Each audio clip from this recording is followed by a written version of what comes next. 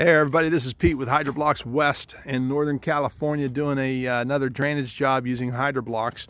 We're going to replace, look at what we're replacing. This is a joke, okay? Take a look at that. You think any water's getting through there? But we find this all the time when we dig up old systems to put in new drainage systems.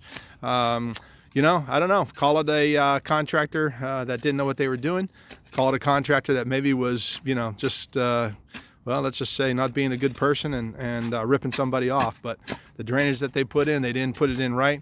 You know, we are not believers in French drains. We use HydroBlox, okay? And HydroBlox has so many advantages. But even if you're going to put in a French drain, I mean, do it the right way. But take a look at that. There's absolutely zero drainage happening in that pipe.